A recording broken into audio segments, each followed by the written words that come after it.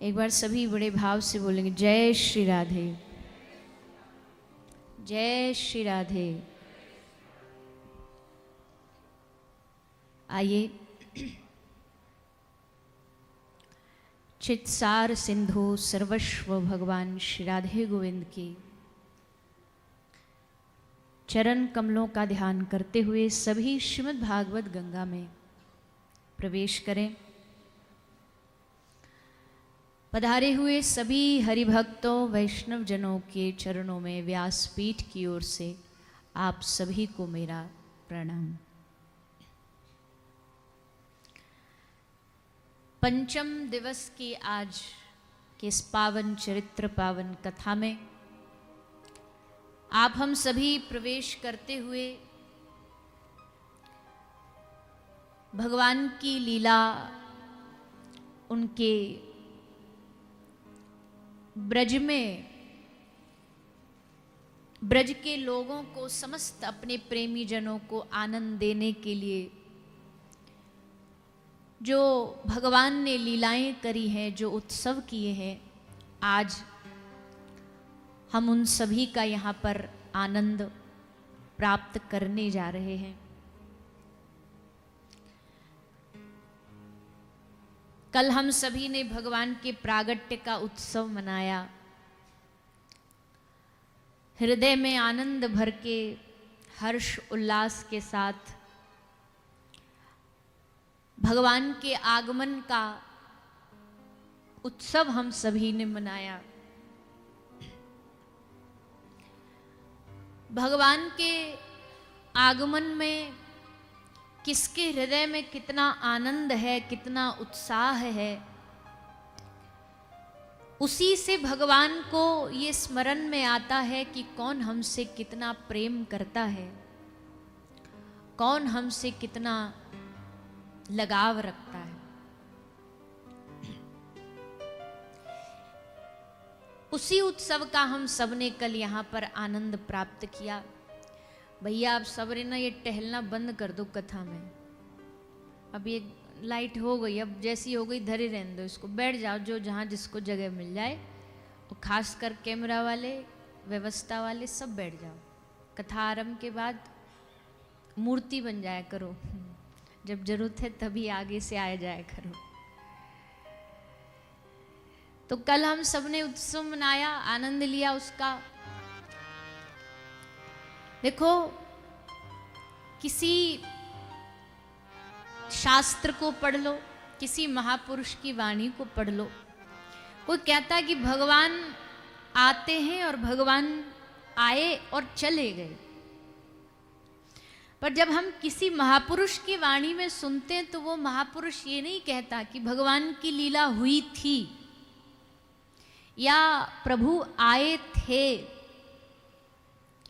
क्योंकि भगवान और भगवान की लीला में कभी भी पास्ट टेंस नहीं होता। भगवान कभी भी पूर्व या भूतपूर्व नहीं कहे जाते। दुनिया में हर पदवी के साथ भूतपूर्व लगाया जाता है। ये कौन है? बोले भूतपूर्व प्रधानमंत्री। ये कौन है? भूतपूर्व राष्ट्रपति। पर कभी आपने भगवान कृष्ण और प्रभु श्री राम के साथ इस शब्द का उपयोग न सुना होगा, और न कभी ये सुना होगा कि भगवान ने लीला बस की थी और करके चले गए। हाँ, कभी कभी व्यवहार में जब हम भी कथा सुनाते तो सुनाने में आ जाता है कि भगवान ने ऐसी लीला की, पर ऐसी लीला हो रही है क्योंकि भगवान ना आते ना भगवान जाते। अच्छा चलो एक बात बताओ, आप ही बताइए, सूर्य आता है या जाता है? बोलिए जी। जब तक लोगों को मालूम नहीं था, आज से कुछ हजार वर्षों पहले, जब तक विज्ञान ने खोज नहीं करी थी, तब सबके मन में क्या रहता था कि बोले सूरज आता है, उगता है और शाम होते होते भैया सूर्य अपने घर को चला जाता, अस्त हो जाता। एक बहुत पुरानी कहानी भी है। एक बूढ़ी माता, उसके घर में वो एक मुर्गा रखती थी, तो सुबह सुबह 5 बजे मुर्गा का वो बोलने का समय होता था और पूरे गांव में अकेले उसी के पास मुर्गा था। तो जैसे सुबह वो बोलता, वही उसका बोलने का समय होता, वही सूर्य के उगने का समय होता। तो उसको बड़ा हृदय में घमंड आ गया कि भैया पूरे गांव में हमारे ही पास मुर्गा है, ये बोले ना तो दिन हो ही ना, सूर्य उदय ही ना हो। इसी घमंड में रहती थी। एक दिन बोली मैं जा रही हूं यहां से, इस गांव को छोड़ करके। उसने सोचा कि मैं जाऊंगी तो ये गांव वालों का तो दिन ही नहीं निकलेगा। ये सोच करके वो उस मुर्गा को लेके अपने किसी दूसरे गांव में चली गई। लेकिन क्या ऐसा हुआ कि अगर उसके वहां से जाने के बाद क्या यहां सुबह नहीं हुई?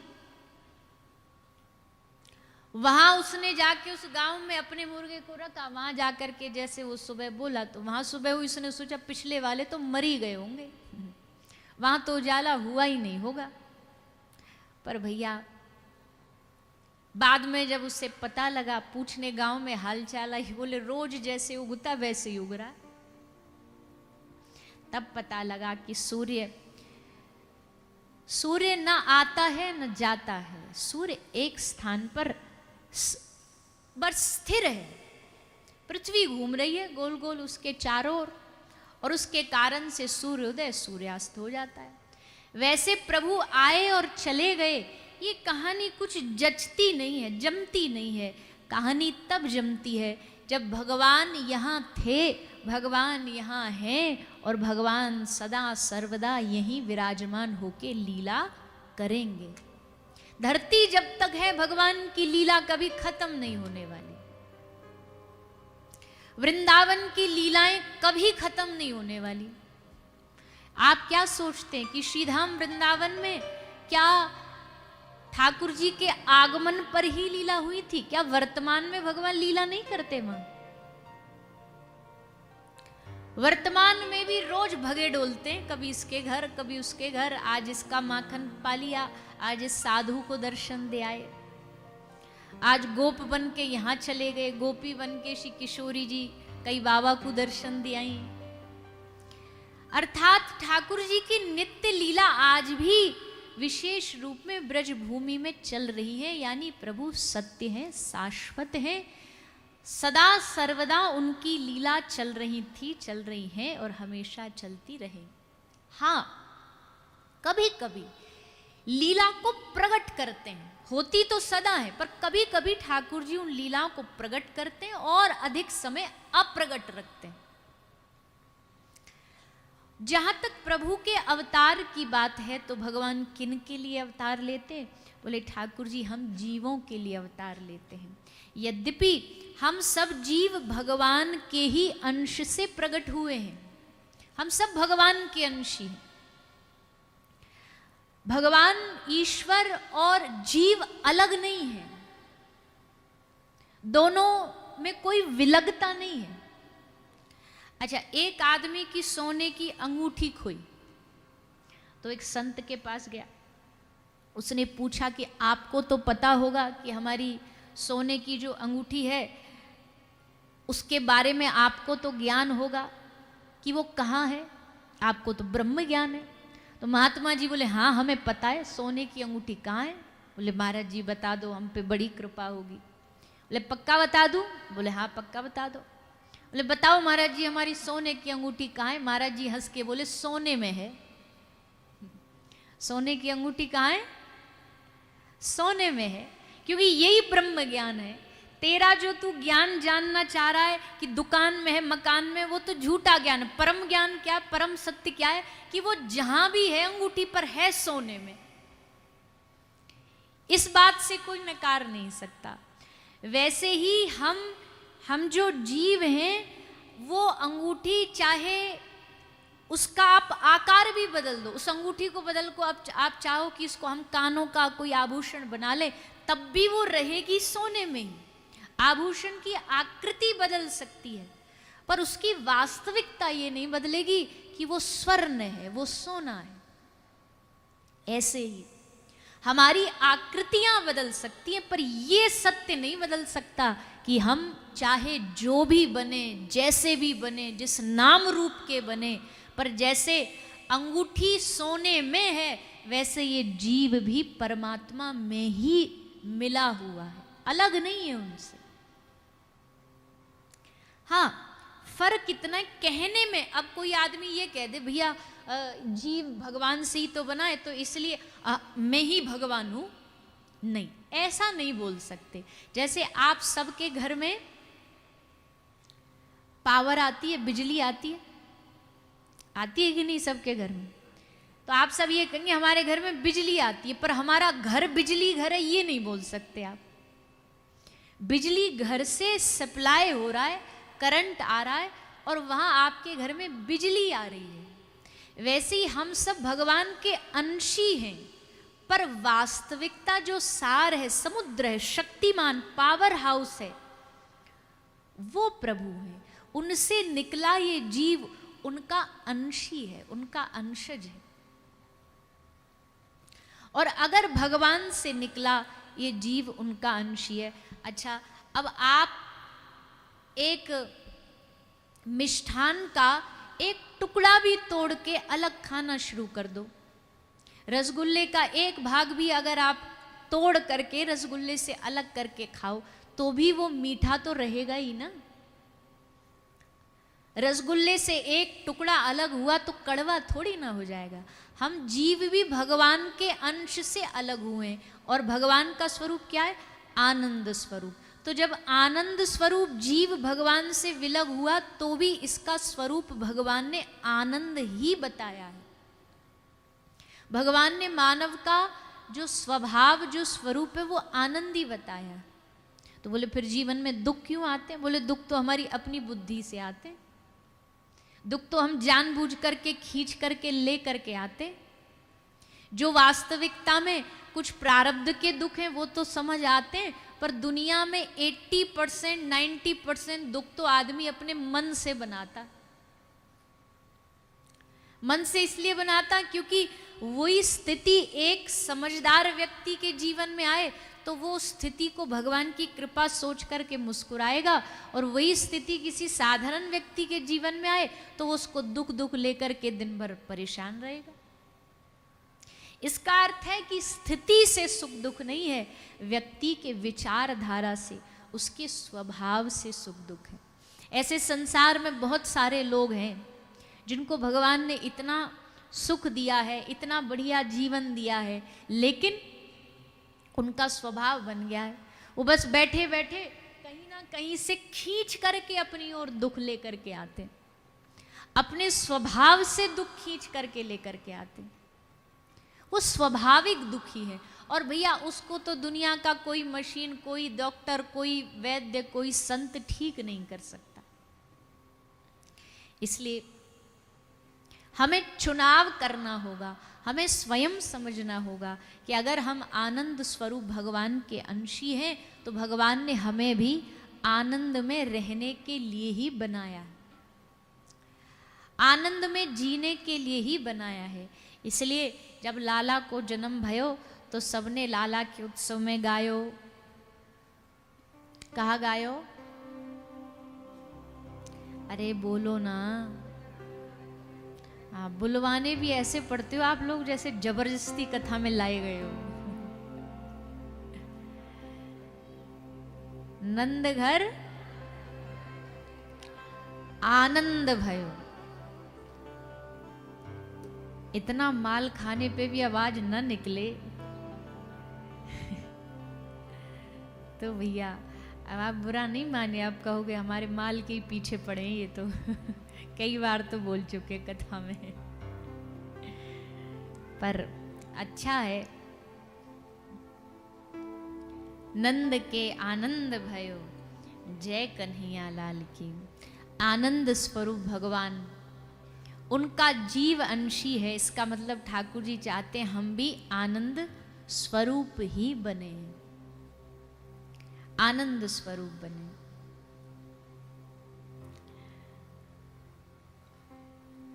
बुरी स्थिति में भी अच्छा कैसे निकाल सकते हैं। वो एक कथा सुनाते, कई बार हमने उदाहरण दिया है। दो विप्र थे, दो पंडित थे, आचार्य थे। तो दोनों किसी यजमान के घर भोजन पाने उनको न्योता दिया गया। तो दोनों पंडित जी गए, भोजन प्रसादी पा के लौट के आए। तो दोनों के एक्सप्रेशन में बड़ा फर्क, एक बड़ा खुश हंसता प्रसन्न और एक थोड़ा बड़ा परेशान सा, दुखी दुखी सा। तो सामने वाले दर्शक ने उन दोनों को रोक करके बोला, पंडित जी आप तो एक ही घर में भोजन करने गए थे ना? बोले हाँ, एक ही घर में गए थे। बोले आप दुखी लग रहे हो, आप बड़े खुश लग रहे हो, क्यों, क्या हो गया?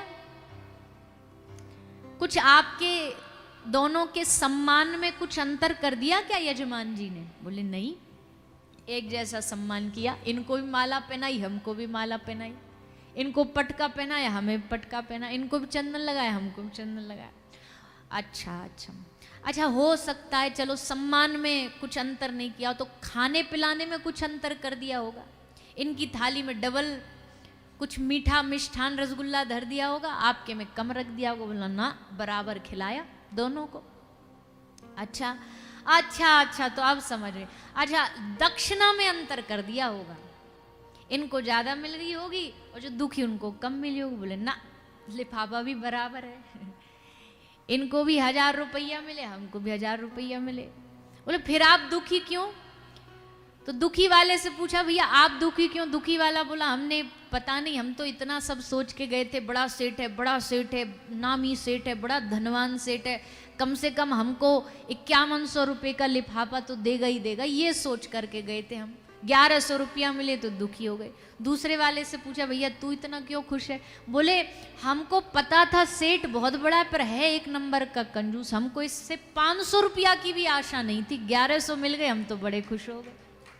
हमको तो ये था 500 का भी लिफाफा नहीं मिलेगा, इसने 1100 दे दिया, हमारे लिए तो यही खुशी की बात। अब बताओ, दोनों के विचार में जिसने जो भाव रखा उसको वैसा सुख और दुख प्राप्त हुआ।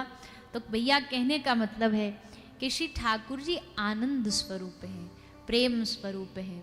अगर कोई भगवान के समीप जाता है, भगवान के नजदीक जाता है, तो भगवान उसको अपना गुण देते हैं। अच्छा, भगवान का एक सबसे अच्छी आदत क्या है?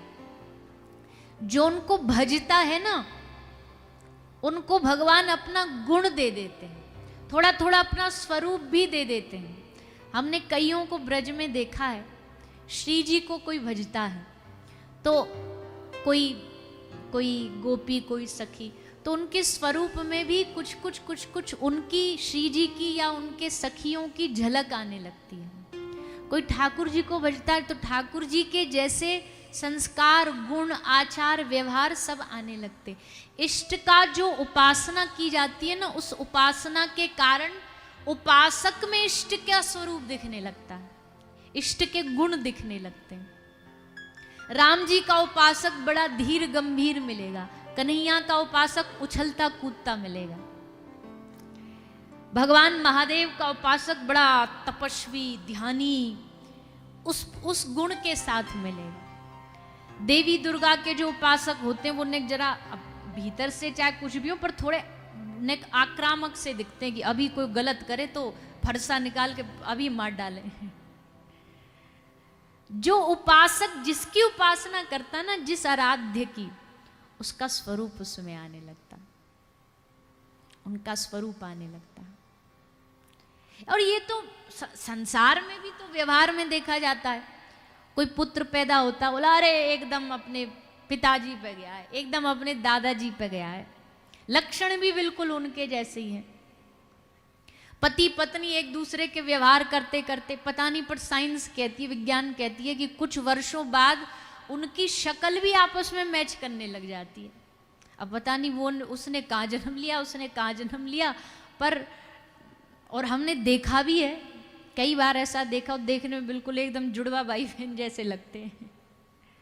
तो वो विज्ञान ने भी कहा है। तो जब संसार के संबंधों में गुण उतर आते हैं, संसार के संबंधों में रूप भी उतर आता है, तो श्री ठाकुर जी का जो उपासक होता है, जो भगवान की उपासना भक्ति करता है, उसमें गुण उतरना, स्वरूप उतरना स्वाभाविक है।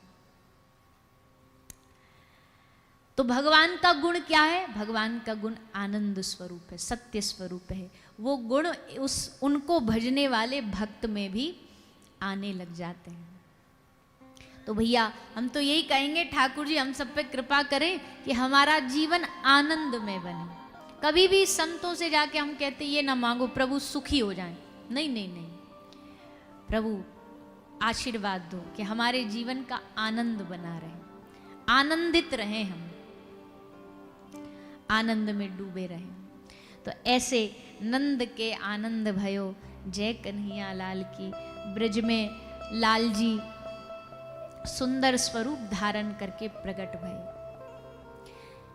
पहले मथुरा की कथा सुनाई गई, देवकी मैया वसुदेव जी की कथा सुनाई गई। मैया के घर लाली भई, पुत्री हुई योग माया, पर योग माया को लाकर के लाला को मथुरा से गोकुल छोड़ करके कंस के हाथ में योग माया को दिया। कंस ने दोनों पांव पकड़ के जैसे सब बच्चों को मारा, वैसे योग माया को भी मारने का प्रयास किया, पर योग माया हाथ से छूट गई। कहा मूर्ख, पहली बात तो तू एक कन्या पर हाथ उठाता है, एक स्त्री पर हाथ उठाता है।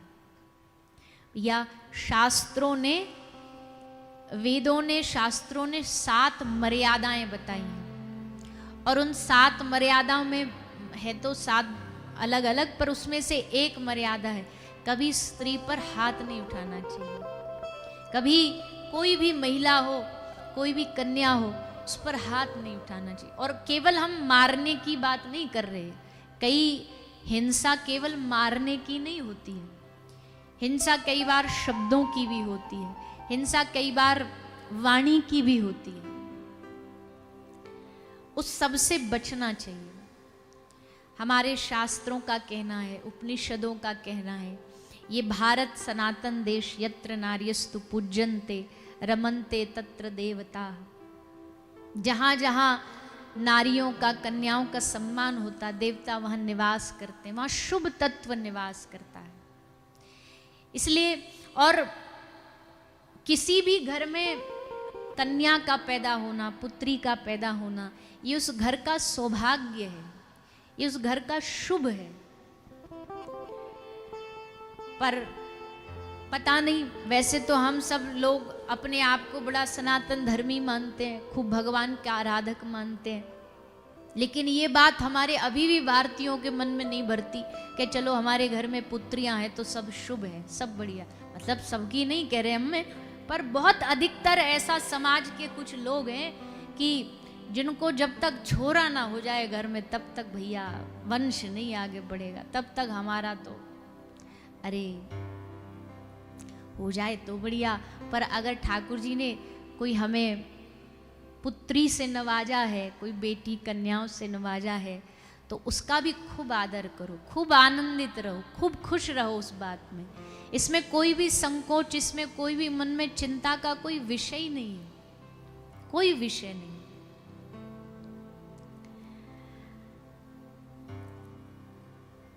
हमारे यजमान जी को देखो, 3 लालियां हैं, कितना सब काम संभाल रखा है। हमारे पास आती है मिलने के लिए रोज, तो मैया भी बताती रहती है ये काम संभाल रही है, ये काम संभाल रही है। और भैया हमने कहीं सुना था बचपन में, हमको स्कूल में कविता याद थी, हम उसको कई बार कथाओं में सुनाते हैं कि बोए जाते हैं बेटे पर उग जाती हैं बेटियां, खाद पानी देते हैं बेटों में पर लहराती हैं बेटियां, एवरेस्ट पर ठेले जाते हैं बेटे पर चढ़ जाती हैं बेटियां, एक कुल को रोशन करता है बेटा पर दोनों कुलों को रोशन कर देती हैं बेटियां। तो कोई बेटा मुंह ना फुला लेना, कोई बेटा ना बुरा मानना, मतलब आप भी कुल दीपक हो, कुल को आगे बढ़ाने वाले हो।